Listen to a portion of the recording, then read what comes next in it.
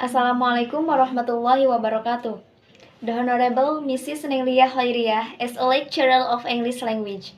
Let me introduce myself. My name is Rahma Mahmudah. I am from Prodi PGSD first semester. I am student at STKIP Syekh Mansur. In this video, I will explain about noun. Don't forget, like, comment, and subscribe. Oke, sebelum kita mulai, ada yang tahu noun itu apa? Baik, jadi noun berasal dari bahasa Latin, yaitu nomen, yang artinya nama. Dari sini kita dapat mengartikannya sebagai kata yang menunjukkan nama pada segala sesuatu. Sesuatu ini bisa berupa benda yang tampak maupun yang tidak tampak. Benda yang tampak misalnya rumah, baju, celana, dan lain-lain. Sedangkan benda yang tidak tampak misalnya kebahagiaan, keadilan, dan lain-lain. Noun atau kata benda juga merupakan salah satu jenis dari part of speech. Apa sih part of speech itu? Part of speech merupakan jenis-jenis kata dalam bahasa Inggris. Noun adalah kata yang digunakan untuk menamai suatu objek seperti orang, hewan, benda, tempat, serta konsep atau ide. Noun juga bisa berbentuk singular atau plural. Singular itu tunggal dan plural itu jamak. Nah, di sini juga saya akan menjelaskan jenis-jenis noun.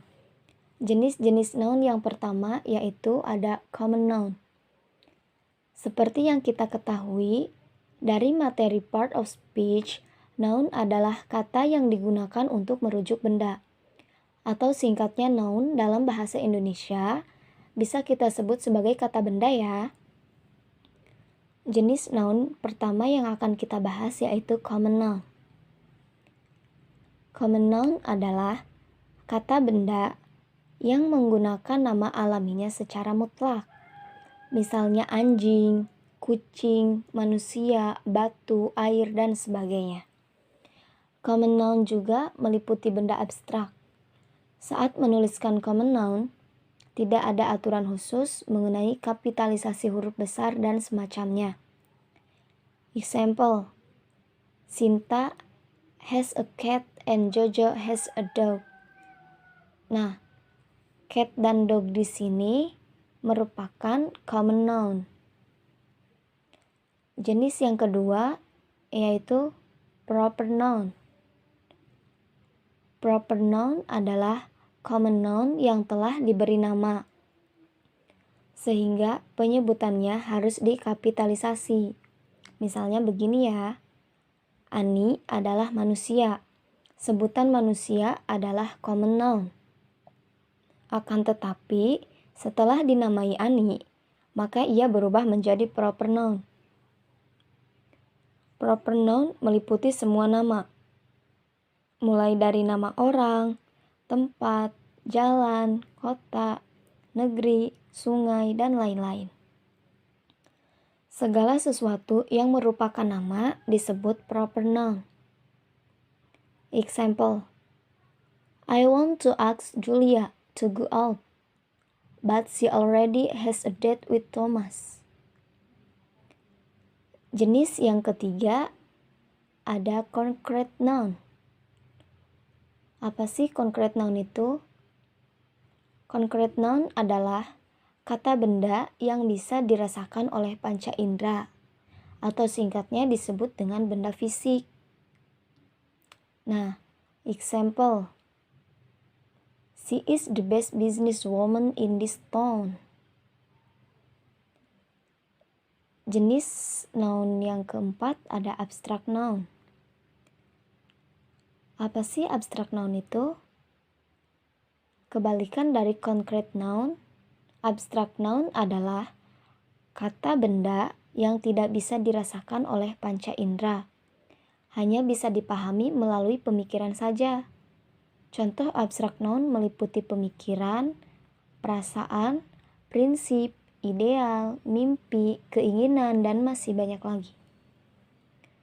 Penggunaannya dalam kalimat bisa kita lihat dalam contoh-contoh di bawah ini. Example, I have a dream to become a hero of justice someday. She has taught principles that make men become aware by present. Don't just hide your feeling, just let it out. Jenis noun yang kelima ada collective noun. Apa sih collective noun itu? Collective noun adalah kata benda yang mewakili sekelompok benda. Meski demikian, collective noun tidak menggunakan bentuk jamak s atau es, karena pada dasarnya noun tersebut sudah mencerminkan bentuk jamak.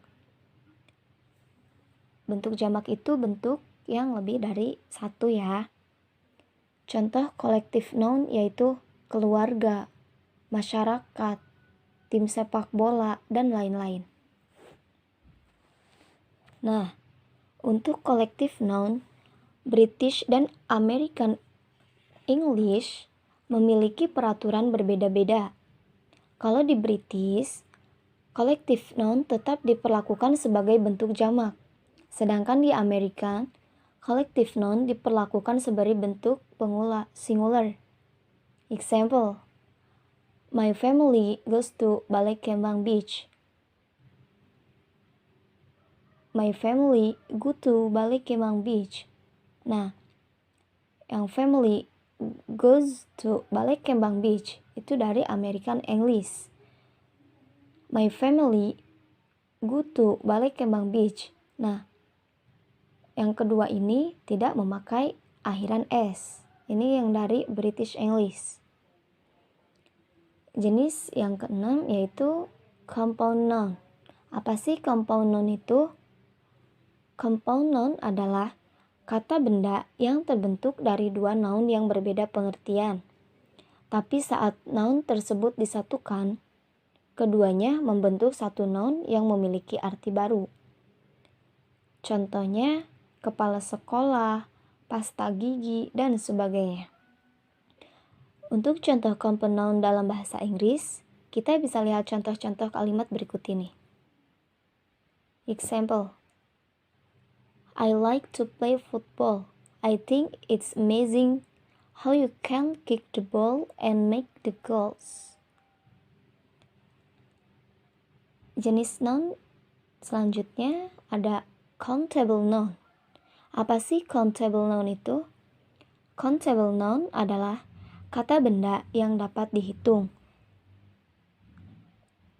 Countable noun meliputi segala benda yang jumlahnya mudah untuk ditaksir dan bisa disebut dengan satuan numbers.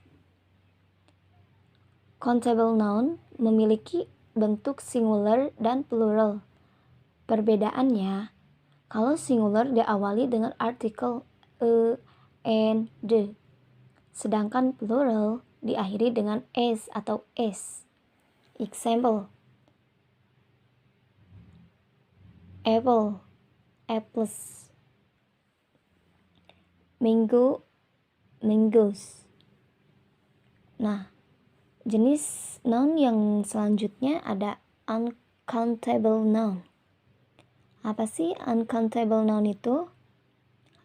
Uncountable noun kebalikan dari countable noun. Uncountable noun adalah kata benda yang tidak bisa dihitung karena jumlahnya terlalu banyak. Uncountable noun juga dapat diingat sebagai kata benda yang hanya memiliki satu bentuk. Example, I take much sugar for my tea. I always drink much plain water. My cat drinks milk every day. Nah, sugar di sini termasuk uncountable noun karena jumlahnya banyak dan tidak bisa dihitung. Nah, di sini juga saya akan menjelaskan fungsi noun. Fungsi noun yang pertama sebagai subject of verb. Fungsi pertama dan paling umum dari noun adalah sebagai subject of verb. Sebagai subjek, Noun biasanya berada di permulaan sebuah kalimat, tepat di depan verb. Saat menjadi subject of verb, noun bisa didampingi oleh articles and, the, dan bisa juga tidak. Example, Tommy is the best student in our school. Fungsi yang kedua, ada direct or indirect subject. Selain menjadi subjek, noun juga umum menjadi objek dalam sebuah kalimat. Noun bisa menjadi objek langsung dari subjek, atau bisa pula menjadi objek tidak langsung, atau indirect object. Sebagai objek noun, bisa didampingi oleh kata tambahan seperti pronouns, determiners, adjective, dan semacamnya. Example direct object. I will take Harry to your house soon. Don't put the glass on everywhere. Example indirect object. She gives her brother a cotton candy. Don't call me a liar. Fungsi yang selanjutnya ada subject or object complement. Subject complement adalah sebutan untuk noun yang diucapkan setelah linking verb.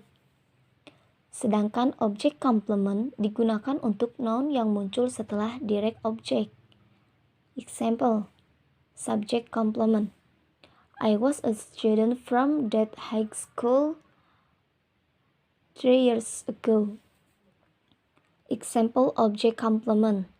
My parents gave me a car on my birthday, but they forbid me to have a girlfriend.